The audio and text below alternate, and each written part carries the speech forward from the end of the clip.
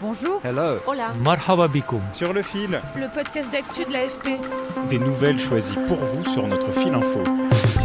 Dans la bande de Gaza, plus de 8 Palestiniens sur 10 ont dû quitter leur maison à cause de la guerre déclenchée après l'attaque menée par le Hamas le 7 octobre, qui a fait quelques 1140 morts en Israël, en majorité des civils. Depuis, l'armée israélienne mène une offensive dans ce petit territoire, faisant jusqu'à présent près de 18 800 morts, selon un dernier bilan du Hamas en fin de semaine. Pour fuir les bombardements et les combats, les Gazaouis tentent de trouver refuge toujours plus au sud, où ils survivent dans des conditions épouvantables selon l'ONU. Dans Sur le fil, vous allez pouvoir entendre leurs témoignages grâce à nos journalistes sur le terrain à Gaza. Pour en parler, j'ai aussi joint Claire Gounon, une de nos envoyées spéciales à Jérusalem, et Karim Bitar, professeur à l'université Saint-Joseph de Beyrouth. Sur le fil. Il y a eu des bombardements, des destructions, des menaces et des appels téléphoniques pour nous inciter à évacuer Khan Younes. Où aller ? Où voulez-vous que nous allions, pour l'amour de Dieu ? Nous avons quitté Khan Younes, nous sommes maintenant dans les tentes, à Rafah, sans toit ni mur.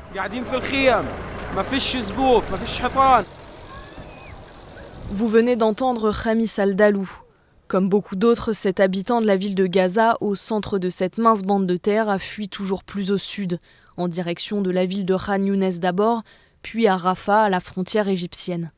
La ville de Rafah est devenue un gigantesque camp de fortune, et beaucoup d'abris ont été balayés par les tombereaux de pluie tombés ces derniers jours. La bande de Gaza fait seulement 365 km², soit la moitié de Madrid, et les civils sont pris au piège entre les combats et les frontières fermées. L'ONU estime qu'ils sont 1,9 million de déplacés dans la bande de Gaza, c'est-à-dire 85% de la population. Claire Gounon est journaliste envoyée spéciale de l'AFP à Jérusalem. Ils ont pris abri dans des hôpitaux, dans des infrastructures de l'Agence pour les réfugiés palestiniens de l'ONU, en pensant qu'ils seraient plus en sécurité dans les infrastructures de l'ONU qu'ailleurs. Au début, l'armée israélienne a demandé aux habitants du nord de la bande de Gaza d'évacuer pour pouvoir cibler, selon elle, les infrastructures du Hamas dans cette partie du territoire. Et elle a progressivement demandé à ce qu'ils partent toujours plus au sud. Aujourd'hui, les déplacés sont en grande majorité à l'extrême sud, à la frontière avec l'Égypte, à Rafah. Après avoir évacué Khan Younes, qui est la grande ville un tout petit peu plus au nord, qui est à 10 km de Rafah. L'opération israélienne, qui a commencé par d'intenses bombardements sur Gaza, a été lancée le 9 octobre, après l'attaque 2 jours plus tôt du mouvement islamiste palestinien Hamas, considéré comme un mouvement terroriste par l'UE, les États-Unis et Israël.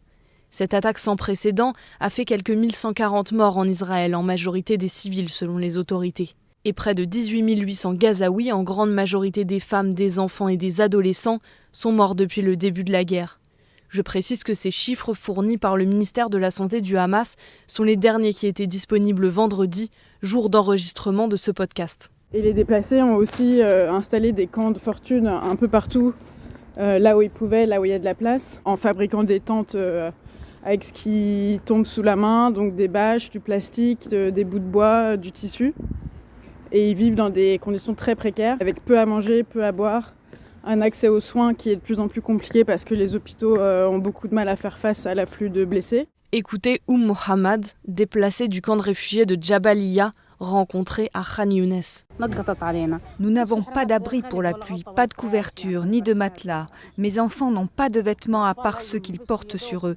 Je les lave et les laisse sécher au soleil. Nous n'avons pas d'autres vêtements. Nous n'avons rien. Depuis le 9 octobre, Israël a imposé un siège total à la bande de Gaza, qui était déjà sous blocus depuis 2007, date d'arrivée du Hamas au pouvoir. Les arrivées de vivres, de médicaments et de carburant via l'Égypte restent très insuffisantes et ne parviennent pas à être acheminées au-delà de Rafah, ont eu lieu de maigres distributions. Écoutez Philippe Lazzarini, commissaire général de l'Agence de l'ONU pour les réfugiés palestiniens.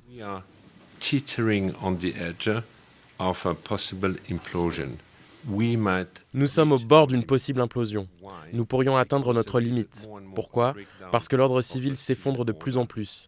Et plus l'aide humanitaire sera dérisoire par rapport à l'immensité des besoins, plus cette tension perdurera, plus la situation deviendra impossible.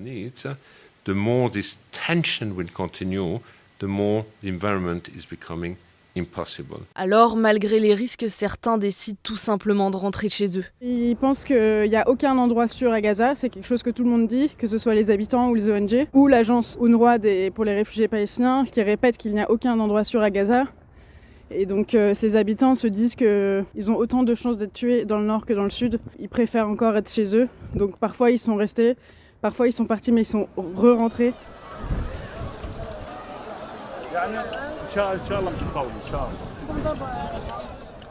Ces dirigeants arabes endormis, qu'attendez-vous? Où ont-ils envoyé ces gens, ces enfants, ces vieillards, ces blessés? Honte à vous, réveillez-vous. Pour de nombreux pays arabes, la question des réfugiés palestiniens est en effet très problématique, très ancienne. Karim Bitar, professeur de relations internationales à l'université Saint-Joseph de Beyrouth, chercheur affilié à l'IRIS et à l'ENS Lyon, revient sur les précédentes vagues d'exil des Palestiniens. Ils n'ont jamais véritablement réussi ni à intégrer pleinement ces réfugiés qui sont toujours victimes d'un grand nombre de discriminations dans les pays d'accueil.